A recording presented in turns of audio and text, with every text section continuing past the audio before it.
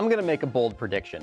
You could watch this video 5 seconds after it's posted, and someone will already have commented that mitochondria is the powerhouse of the cell. It's pretty clear how these little organelles became a meme. It's gotta be the most repeated line in biology and has been firmly inserted into our middle school textbooks for years. There's just something catchy to it. Side note, do powerhouses say they're the mitochondria of wherever? If you're in charge of the PR for a powerhouse anywhere in the world, DM us. That whole powerhouse nickname came from the mitochondria's energy production capabilities, but it's so much more than that. Today, we'll go over how this little powerhouse powers our cells, where it came from, and some new research that you probably didn't hear about back in your middle school textbook.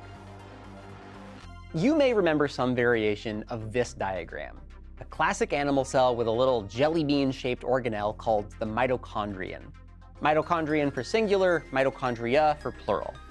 That diagram is fine when you're learning the structures for the first time, but of course, a real-life cell is more complex. That little jelly bean shape is only one of the possible shapes a mitochondrion can take. What it looks like can be different from cell to cell. Plus, you don't just have a handful of mitochondria per cell, you have hundreds to thousands of them floating in your cells. And even that number depends on what type of tissue we're talking about. Like a skeletal muscle cell might be 3 to 8% mitochondria by volume, but a liver cell could be about 20%. Meanwhile, heart muscle cells are laughing at those numbers because they're about 35 to 40% mitochondria by volume. They win by a long shot. Now, all mitochondria do have some structural things in common. They each have two membranes, one outer layer, one inner layer, and some space in between them. That outer membrane works like a protective but permeable layer, letting different compounds in or out of the mitochondrion. Meanwhile, the inner membrane is where some important biology happens to manufacture ATP. This is the molecule that fuels our major biological processes, so it's often called energy currency. We're going to get more in depth on that whole ATP thing in the next video, but this inner layer, as well as the matrix within the mitochondria, is where the cells generate most of their ATP. Zooming back out to the mitochondrion as a whole, it looks almost like a separate cell in its own right. That's because at one point, it was. The most widely accepted theory of how we got these little guys is the endosymbiosis theory. Endo meaning into, symbiosis meaning living together. This word means that one cell engulfed another cell and it resulted in a mutually beneficial relationship. About 3.8 billion years ago, Earth's atmosphere didn't have oxygen in it, and the only things living on our planet were single-celled organisms that were anaerobic, meaning they didn't need oxygen to survive. Fast forward about 600 million years, and photosynthetic bacteria were everywhere, taking sunlight and a few other ingredients and cranking out oxygen as a byproduct. A few 100 million years later, those photosynthetic bacteria had produced so much oxygen that it fundamentally changed the composition of Earth's atmosphere. Here's the thing, oxygen was actually toxic to those anaerobic cells. It's so bizarre that something we need on a daily basis was so deadly back then. It's like if I found out that my ancestors were allergic to tacos. That meant that these anaerobic bacteria were at a huge disadvantage once the atmosphere was made of, what was to them, poison gas. By 2.5 billion years ago, a new type of bacteria started showing up in the fossil record. These bacteria were aerobic, meaning they could use oxygen, and it even helped them create energy. That is an excellent evolutionary advantage when the atmosphere is made of a gas you can use. The theory suggests that eventually, one of those anaerobic single-celled organisms consumed an aerobic purple bacteria that survived being eaten, and they kicked off a symbiotic relationship. That was the first mitochondria. That purple bacteria could consume and metabolize oxygen, which provided energy for the host cell, and in return, the host cell protected the bacteria. We still don't totally know the conditions around that moment of symbiosis, but we have fossil evidence of it starting about 1.5 billion years ago.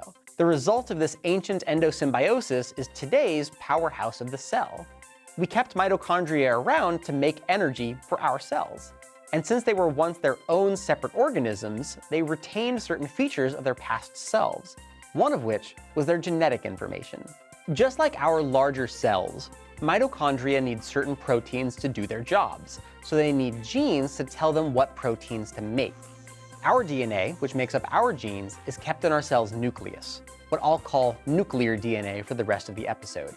Some of our nuclear DNA makes proteins for the mitochondria, then ships them out for it to use. But the mitochondria also has its own DNA, separate from the DNA in your cell's nucleus. Plus, it has the cellular machinery to make new mitochondrial proteins, again, separate from the rest of your cell.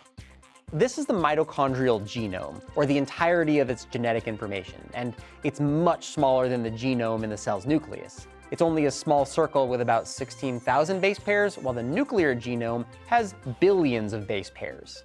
Now, the vast majority of proteins that get used by the mitochondria come from nuclear DNA. But that mitochondrial DNA lets us make some cool observations.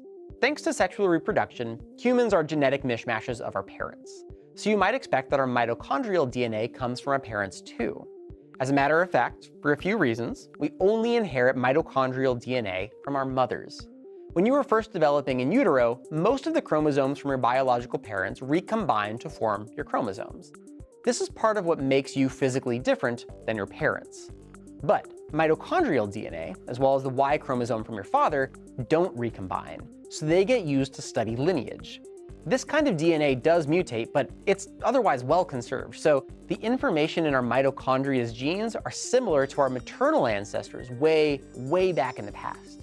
Sequencing that mitochondrial DNA and comparing genomes has allowed researchers to trace people back to a single female ancestor in Africa thousands of years ago and follow human migration.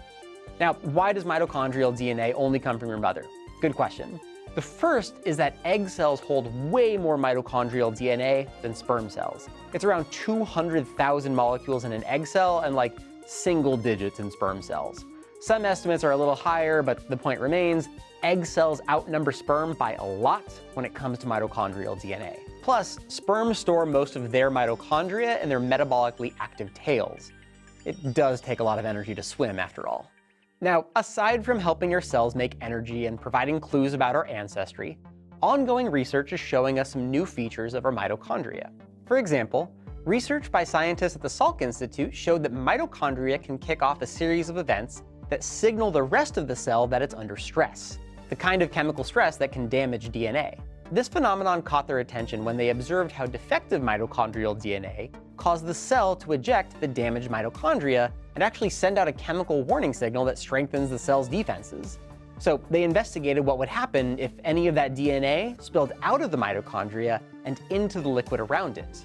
When they did, they saw that a certain set of genes were activated that usually activate when there's an invading virus. Awesome, that's exactly what we want our immune systems to do. Attack a virus when it detects one. Now, that same set of genes is also activated by chemotherapy-resistant cancer cells, specifically cancer that's resistant to doxorubicin, a chemotherapy drug that attacks nuclear DNA. When they studied this drug more closely, they found that it caused the release of mitochondrial DNA from the mitochondria, which activated a subset of those protective genes, which then protected the nuclear DNA. The point of this drug was to attack nuclear DNA, but when these genes were activated, it set up a pathway to defend the nuclear DNA, which explains why some cancers were resistant to this drug. The researchers took cancer cells and induced stress on their mitochondrial DNA, and as expected, they activated more of those genes and developed a resistance to doxorubicin afterwards. This research doesn't show that doxorubicin is a useless chemotherapy drug. It just explains why some cancers develop resistance to the drug. They think the purpose of that response is to protect the DNA in the cell's nucleus, making the mitochondria a warning signal that something bad is happening. They hope that if they can find a way to protect the mitochondrial DNA, they'll prevent that immune response within the cell and find more effective chemo treatments. But not only is our powerhouse of the cell effective in generating energy, it's got a fascinating backstory with clues to our past and to our future medical treatments. If you're wondering why we kind of glossed over the energy-generating aspects of the mitochondria, it's because we're saving it for later. Check out the next episode in the series to learn about how our cells generate energy. Yep, I'm going to try to teach y'all how ATP works without making you fall asleep from boredom. Wish me luck. I'm Patrick Kelly. Thanks for watching this episode of Seeker Human.